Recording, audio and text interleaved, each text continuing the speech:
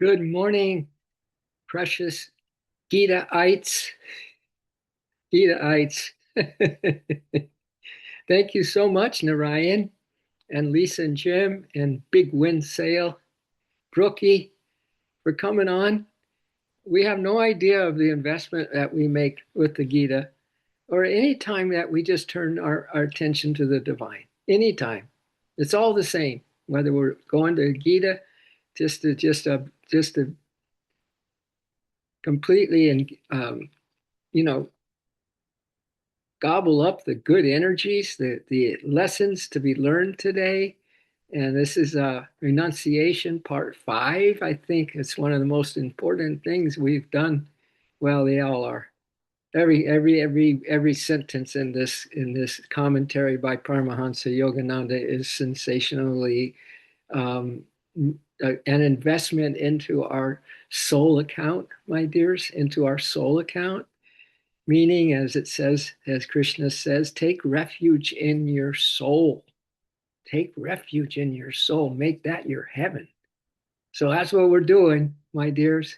We're making another big deposit into our soul account, and we will know when we know. We will know when we know that this has happened because we came and put our attention and intention on the teachings of Bhagavan, Bhagavan Krishna. So thank you. I appreciate you. We're going to start today on page 1022, and we're continuing with this, incredible concept of just God alone and leave everything else alone. Yeah. Have only one thought, Yogananda said, God, leave everything else alone. So that's it's a simple possibility, right? Simple that we just have soul awareness, meaning that the in divine indweller is your immortal soul, divine indweller. Yeah, inside you, my dears, inside you, not outside of you. Anything outside of us, we want to make sure that we relinquish any kind of ego attachment to it, any kind of ego, you know, um, habit for it, and come right back to being with the reality, your soul, refuge in your soul.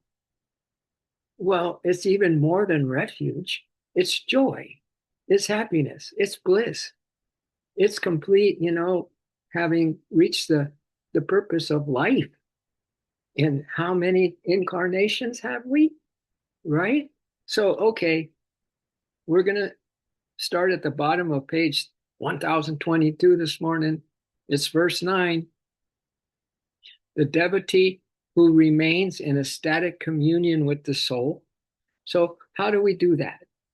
How do we, the devotee, remain in ecstatic communion with the soul? Well, that's everyone's absolute unique experience. How we're going to go about feeling this divine indweller, feeling God's presence instead of our worries and fears and plans and all this other stuff that we're still married to. We're still married to this, this earth. Every single day, I just notice it in myself, right?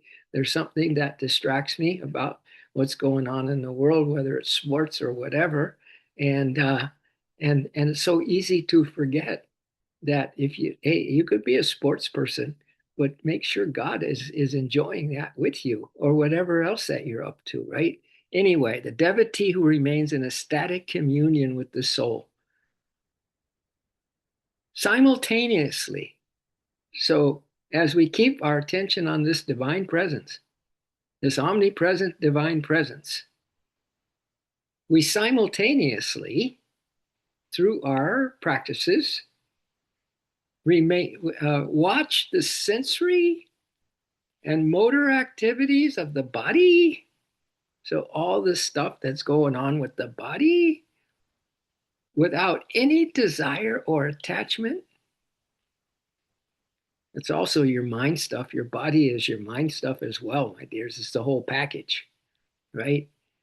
That if we can be in ecstatic communion, which means your personal relationship with the divine inside you, no one else can have that relationship. It's just between you and the divine, the beloved. And you can then be a witness, be a watcher of all the other stuff, of all the other stuff. Oh, there it goes again. There goes me wanting to know something about what's happening on the exterior of me when I can be with the source, the source of me, the divine indweller, spirit soul, huh, Brookie? Spirit soul. We attain the highest or sattvic state of renunciation just by these few sentences that we've already shared this morning. Has such impact, doesn't it? Has such divine possibilities that we can attain the highest or sattvic state of renunciation, just remaining with our whole effort, our whole effort, our supreme heart's desire, being in that relationship with the soul, the source that is guiding us, that is the spirit times trillions. And it's inside of us, my dears. It's inside as an indweller. You have all that you need right inside you. So whether you are engaged in dutiful physical activities or are motionless in a static meditation on the infinite, in his consciousness, the divine presence is ever predominant. The divine presence. How can we see what that could be like today? That we are in whatever activity, whatever meditation, whatever we're doing, that we are in the consciousness of the divine presence, that we keep it ever predominant within us and leave all the rest of it alone. All of it. All of it. I'm telling you, I think that's the battle, the last battle on the battlefield of life is right there, right? What we're talking about. How can we keep the divine presence predominant over everything else? Yeah.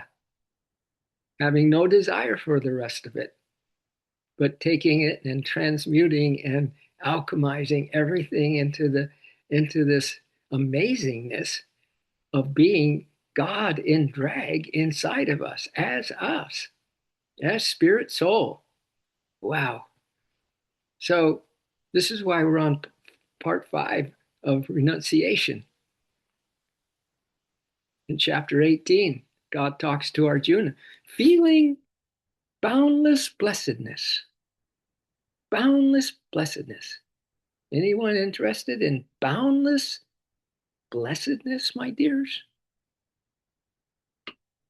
We automatically, in that blessedness that comes from our intention and attention completely on this joy factor, this presence, this God within us, right?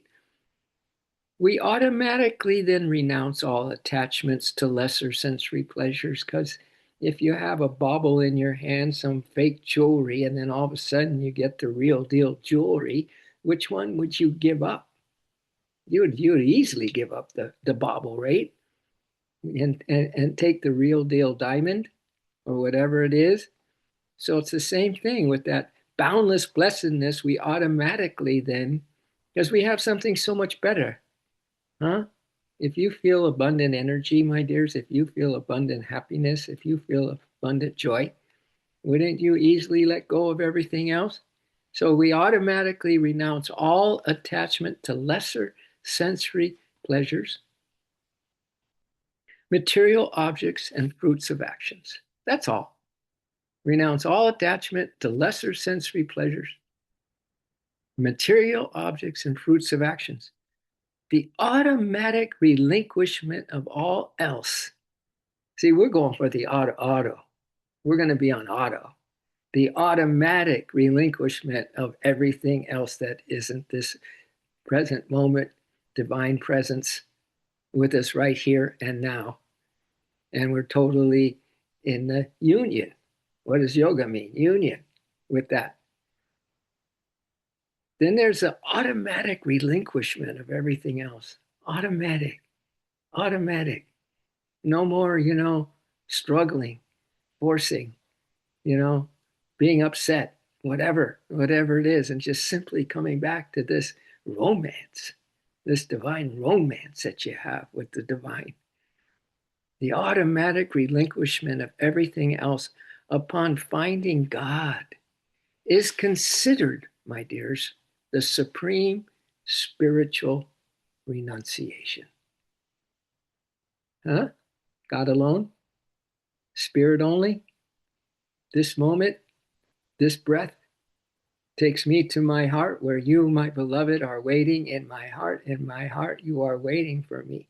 In my heart, we laugh and we play. In my heart, we love and we pray because that's where we love to stay. In my heart, we love to stay. Yeah. The devotee, the devotee who relinquishes lesser sense pleasures to gain the unknown bliss of God. Where else are you going to find something like this? Yeah, you'll find something similar, and there's been many commentaries of the Bhagavad Gita, but I think Yogananda is the top of the line bliss junkie, bliss bunny that I've discovered in my years of interest in the reality. Unknown bliss, the devotee who relinquishes lesser sense pleasures to gain the unknown bliss of God. Anybody relinquishing lesser sense pleasures today to gain the unknown bliss of God? How about just quieting your mind? How about just having this mellow yellow? They call me mellow yellow, quite rightly, right? In your heart center. Wouldn't you want to have an experience such as that? The devotee who relinquishes lesser sense pleasures to gain the unknown bliss of God has entered the first stage of sattvic renunciation. The yogi and the yogini who obtains the divine bliss and then consciously, deliberately, convincingly renounces all else has attained the ultimate state of perfect relinquishment, which would mean happiness ever after. The yogi and yogini who obtains the divine bliss and then consciously, deliberately, convincingly renounces all else has attained the ultimate state of perfect relinquishment. If you're a carrier, if you're just like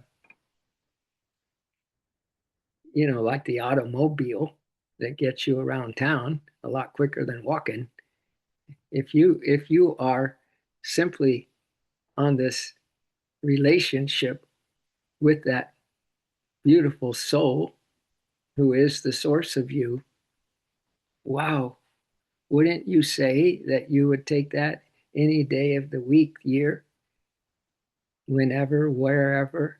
You take that over anything else? Wouldn't you? It's just that simple. Again, we come back to that simple concept. We already have God within us. We're not on a search to find him or her. He's already here. He's already within us, right? So then it's just a matter of, how just piece by piece, breath by breath, in this moment in my heart with you, my beloved, right? That we just find a higher resonance with Source. We find a higher joy being with Source. We find a higher peace of mind with all of this that we're saying. And then everything else is auto. Everything else just falls away. Yeah, right? Makes sense, doesn't it? This is why we're on part 5 of renunciation. I don't know if we've had so many parts in any one of these chapters as much as we do in this final one, chapter 18 of the Bhagavad Gita. So we're on a focus right now, my dears, to renounce deliberately, convincingly, all else except the attainment of the ultimate state of perfect relinquishment, of letting go. Yeah, letting go and letting God. Simple Simon, huh? Verse 10, you ready for it? Page 10,023 or 1023. The renunciant, I should say that each of us are a renunciant, absorbed in sattva, and we're at the highest guna, with a calm understanding. See if this is something you're interested in. The renunciant, absorbed in sattva, or the highest state of consciousness you can be in, with a calm understanding, free from doubts. Free from doubts. This is verse 10, chapter 18, page 1023. The renunciant, absorbed in sattva, with a calm understanding, free from doubts, neither abhors unpleasant action nor delights in a pleasant one. So there's no likes and dislikes. That's the twin snares, Yogananda calls that. The twin snares, likes and dislikes.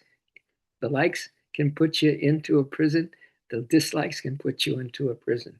But we're talking about no prison and having absolute non-attachment to all of it, likes and dislikes, that we don't give in to the likes and the dislikes, the twin snares. This is something I like. This is something I don't like, right? The renunciant, absorbed in sattva, with a calm understanding, free from doubts, neither abhors, neither says, oh, that's bad, that's wrong. Abhors unpleasant action, nor, oh, wow, this is a pleasant one.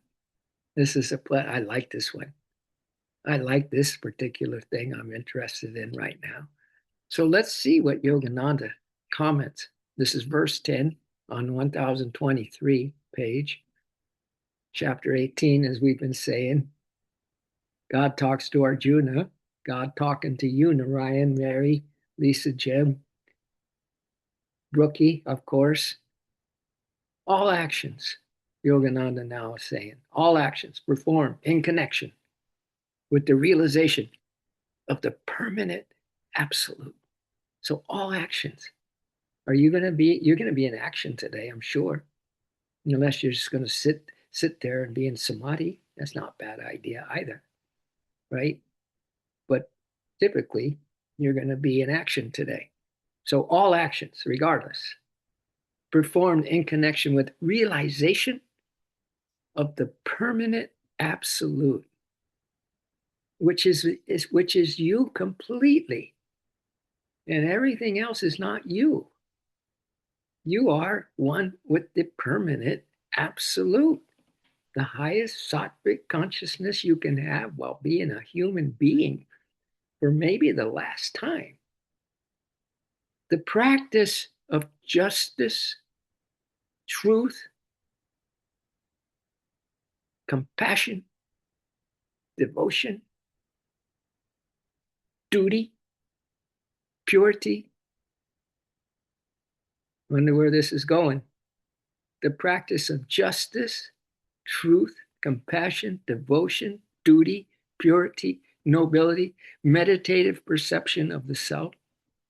Probably the most important one there. Meditation, perception of the self, the soul, that divine indweller, that divine lover, beloved, right inside your heart space. Seek refuge in your soul. Make that your heaven, says Lord Krishna. So the practice of justice, truth, compassion, devotion, duty, purity, nobility, meditative perception of the self, all these, all these lead to the ultimate realization of the everlasting spirit. The ultimate realization of the everlasting spirit. I mean, dears, listen, if God is in you and we're stuck in a little bit of pain of some kind on the outside of the surface of our bodies or inside one of the organs or whatever, or we're upset about something or we're doubting something, doesn't it make sense that if we are the ultimate realization of the everlasting spirit, that we already have that? We're not we're not in the process of getting that. We have that. We are that. That's the only reality, actually. Doesn't it make sense that we would, when we feel into something, when we feel into today, when we feel into this next thing that we're doing, that we are so light filled versus heavy, doubting, you know, just kind of in so so land, just so so, just another day, right? That we would be ecstatic, that we would be ecstatic, that we would be, practicing feeling ecstasy as we hear from Yogananda over and over and over again, the tabernacle of ongoing ceaseless bliss and things like that, he says. You would think that, like yesterday, we had a thing on, if thy eye be single, thy whole body will be filled with light. I don't know about you, but man, I was just kind of looking up to that place and saying, God, I'm light. I am submerged in the eternal light. It permeates every particle of my being, it permeates everything. We're living in the light. We're living in the light. We're living in the light. Yeah. That you just feel light. And you know what? The greatest thing that can happen after that, or as you are that, is that you see people as light. Can you imagine if you had the ability, my dears, to see people as that pure light of God, not as a person, not as a personality, not as a man, not as a woman, not as anything that you have made a label on at all? You can tear up all the labels now and just see them as light. Just see them as light.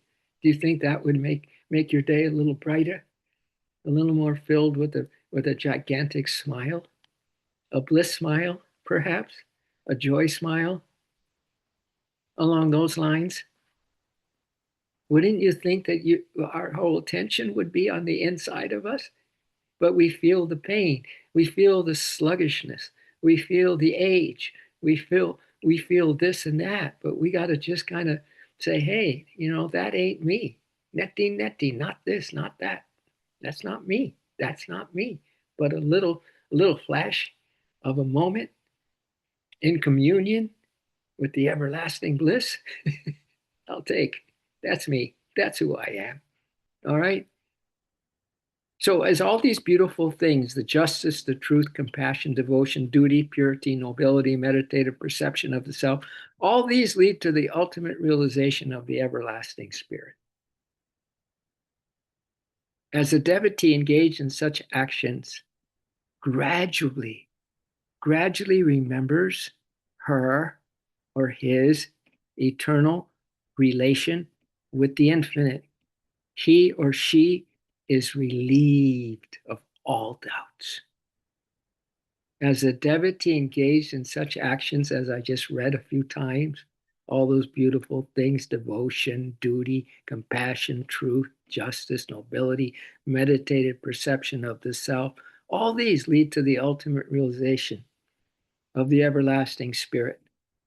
As a devotee engaged in such actions gradually remembers her, his eternal relation with the infinite, he and she is relieved Are you ready for some relief from the grief, my dears?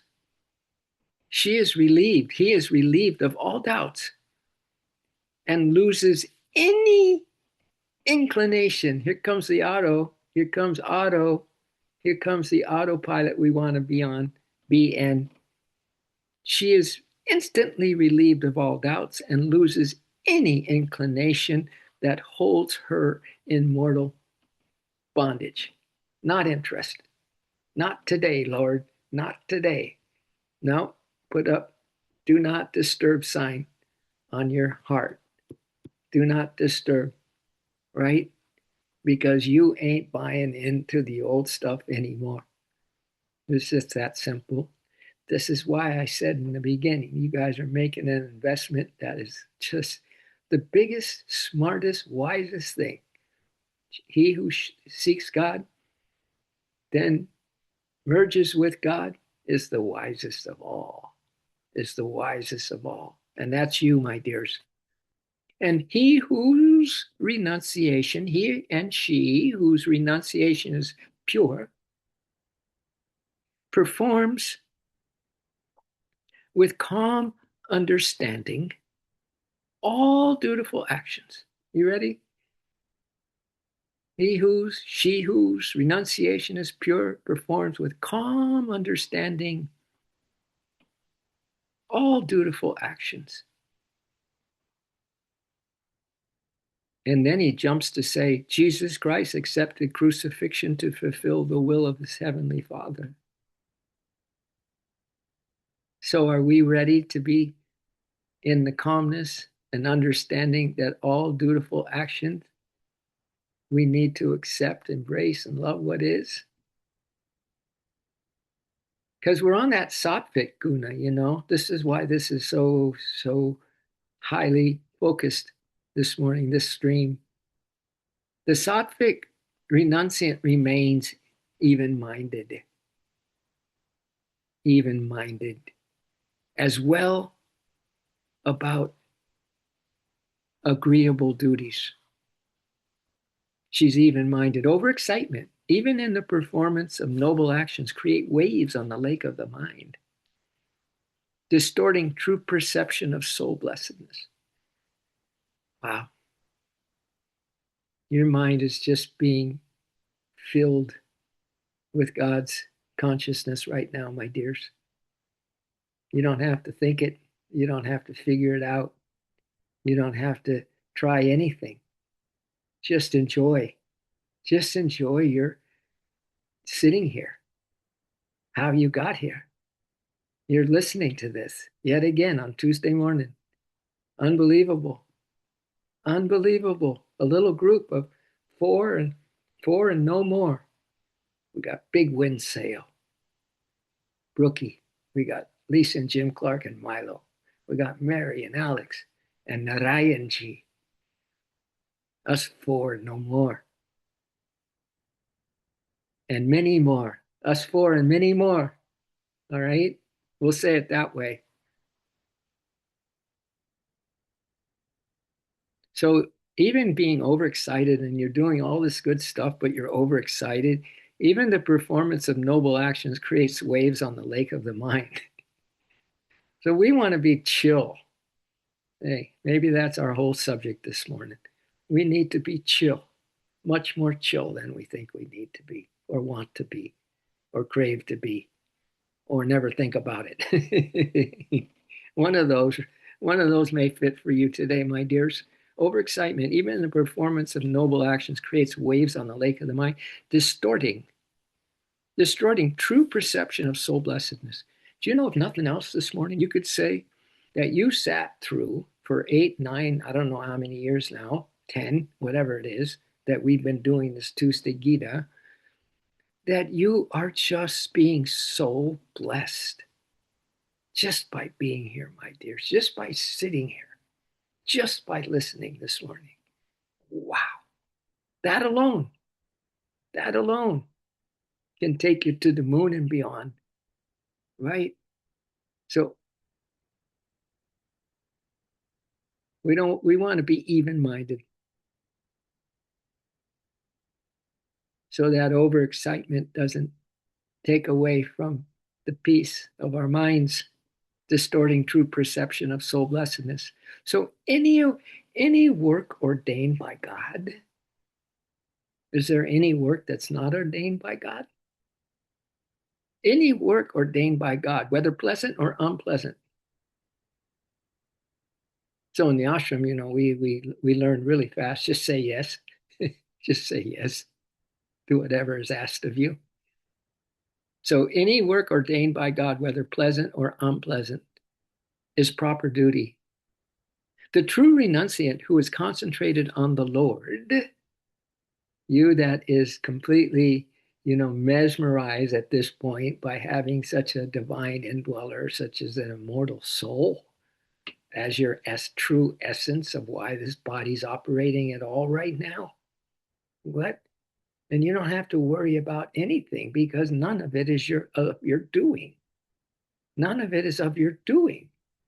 We just need to celebrate the fact that we are soul, baby. We are souls having a soulful journey this time around. So any work ordained by God, whether pleasant or unpleasant, is proper duty. The true renunciate who is concentrated on the Lord, or you could say on your happiness, the Lord is happiness, the Lord is peace, the Lord is joy, the Lord is just feeling Tom terrific, Narayan terrific, Mary and Alex terrific, Lisa and Jim Clark terrific, and Brookie terrific. So whether pleasant or unpleasant, we do our proper duty, which is that we are concentrated on the Lord. We perform both with equal zeal, and non-attachment. So those are two kind of opposites, zeal and non-attachment, it seems, right?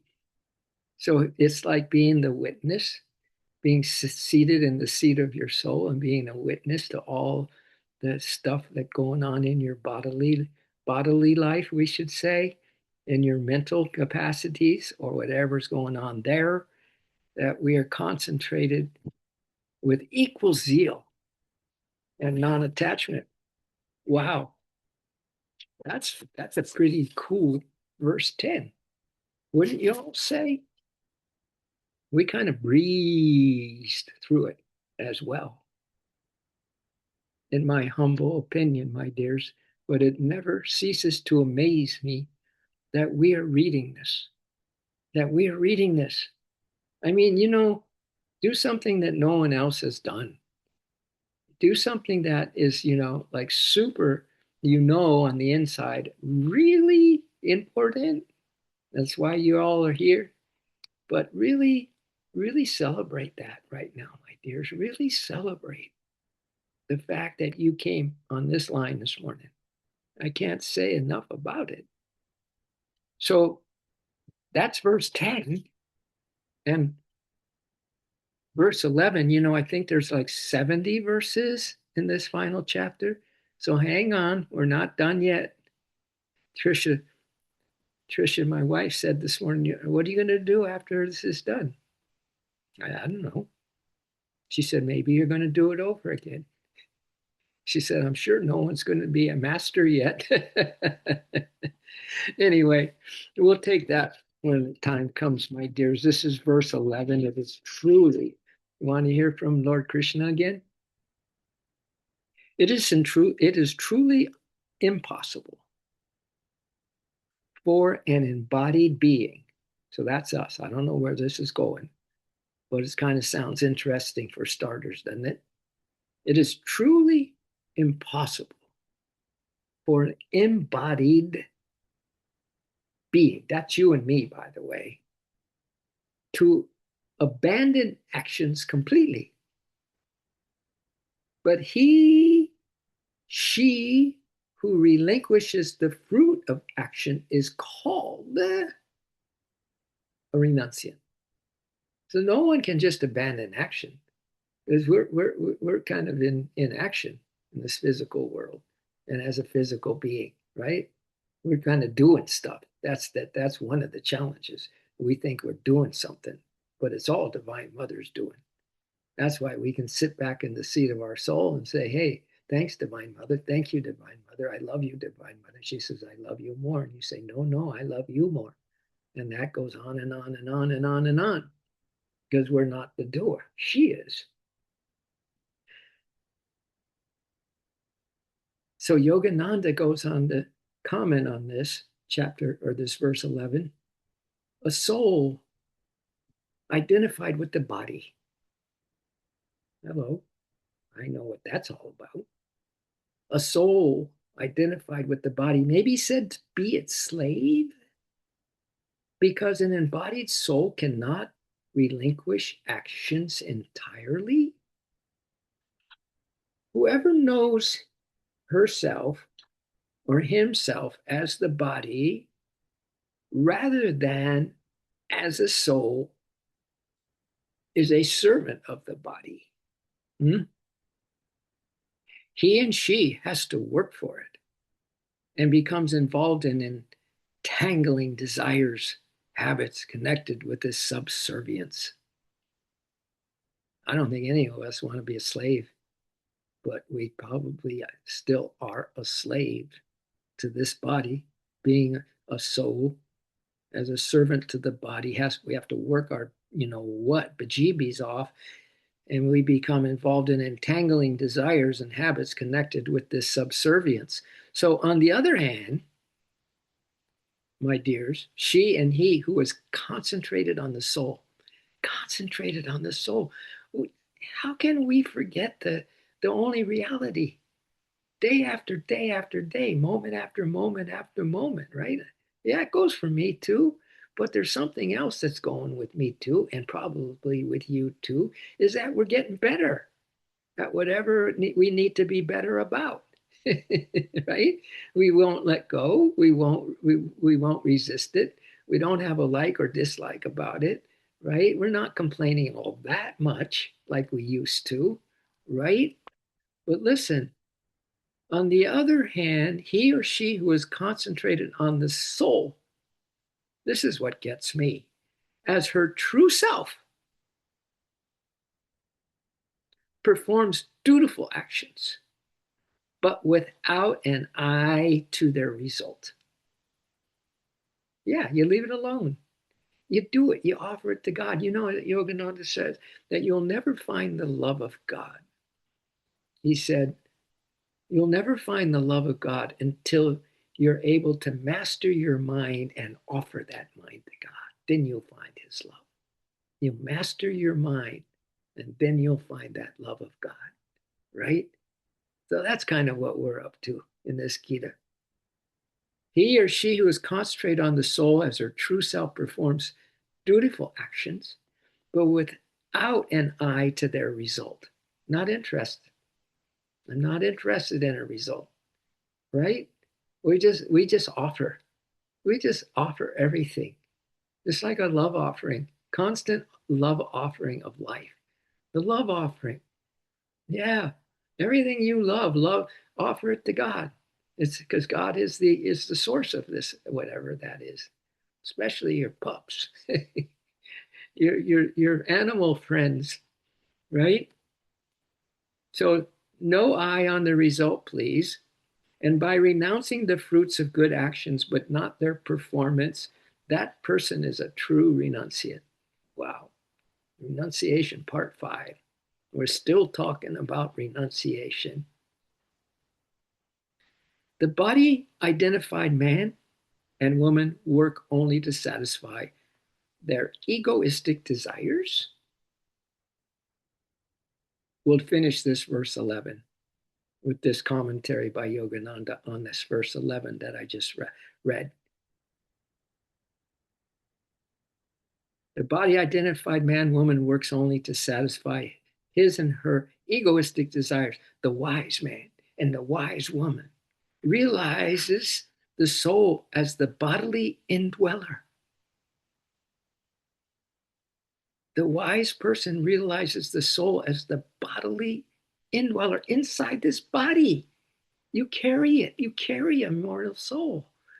How can we be so blind? I know it's the Maya delusion and all that, but really, this is why I love to repeat this stuff over and over and over and over again. It takes a while to crack the ice of this, mindset that we have still of being a mortal, a limited mortal. If you keep tugging at that chain, Yogananda says, that keeps you attached to mortal consciousness. One day, if you keep pulling at that chain, which is holding you to mortal consciousness, someday an invisible hand will reach down and snap it apart. So good job, everybody. Narayan, Mary, Lisa, Brookie.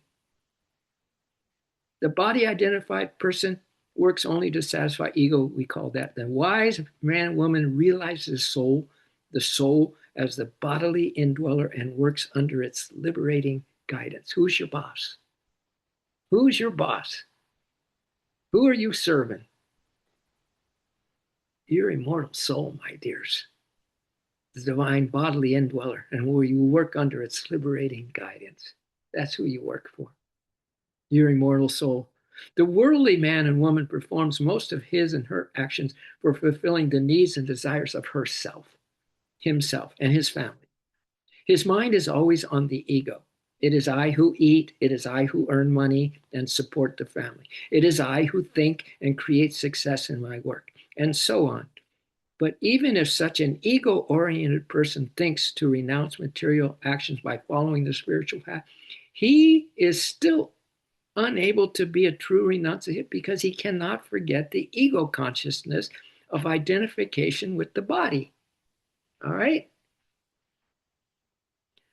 But when by continuous meditation, she and he disengage her mind from body consciousness and unite it with the consciousness of the soul, everything is about your romance with your soul as a refuge inside you. Seek refuge in your soul, make that your heaven. But when by continuous meditation we disengage our mind from body consciousness and unite it with the consciousness of the soul, we realize that we should not work anymore for that upstart, desire filled ego. How's that? When we continuously meditate and disengage our mind from body consciousness and unite it with the consciousness of the soul, we realize we should not work anymore for that upstart. Remember, who are you working for? It's your soul. You're not working, and Yogananda says, you're not working for that upstart, desired filled ego anymore. All right? It is at this advanced stage that the yogi is able to renounce all desire for the fruits of actions and to perform his, her obligatory material duties with the transcendent non attachment of the soul. My, oh my, said the spider to the fly, my dears, that's about that's about it for today.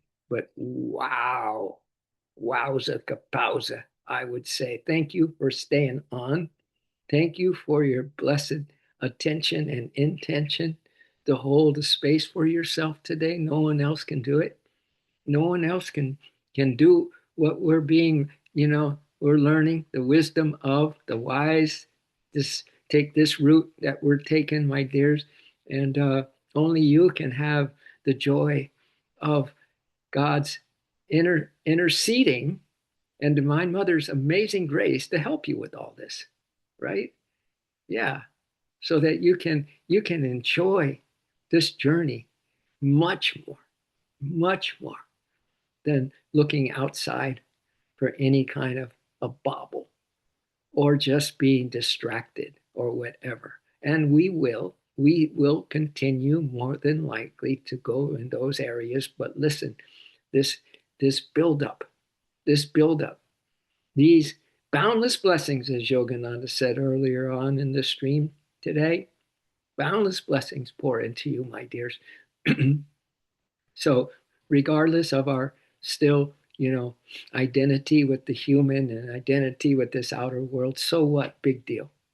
As my counselor said for years, I'd make a big deal about something. He said, "So what? Big deal." Your, Trisha had Brother Anandamoy as a counselor for many years, and he said something similar. Just say the hell with it. So you have two options. So what? Big deal when it comes to this outer engagement, and then the other one is the hell with it. So what? Big deal, and the hell with it. All right. So there we go on a high note. Thank you, my dears. Have a beautiful rest of your Gita day. I'm sure that you are going to spend more time than you would have if you didn't come to this. More time kind of coming into the soul space and saying, "Wow!" Just if nothing else, "Wow, this is the divine inside me. I want to feel you. I want to feel you. I don't want to be in this doubt. I don't want to be in upset. I don't want to be in wanting this and wanting that and wishing for this and wishing for that, or that's so bad and this and whatever, right? We're gonna just let it all go and just celebrate, best you can that you are an immortal soul. It's so simple, it's so powerful, it's so beautiful, right? That it's indwelling in us. It doesn't go away. It doesn't take vacations. It's not going to leave you. It's not going to abandon you. The soul is yours forever and forever, my dears. So hello, hello, happy days are definitely here again. All right. Much love to you. I got your note, Mary, and I'll send you this video today or whenever I get it uploaded. All right. Narayan G. Love you. Lisa, Jim, love you. Brookie, love you. I love you more. So don't go and say, I love you more. No, I love you more. That's that. All right. Non negotiable. I love you more. Thank you. I'm jumping over to the meditation now. Love you all. Have beautiful rest of your forever, all right? Appreciate you and love you more.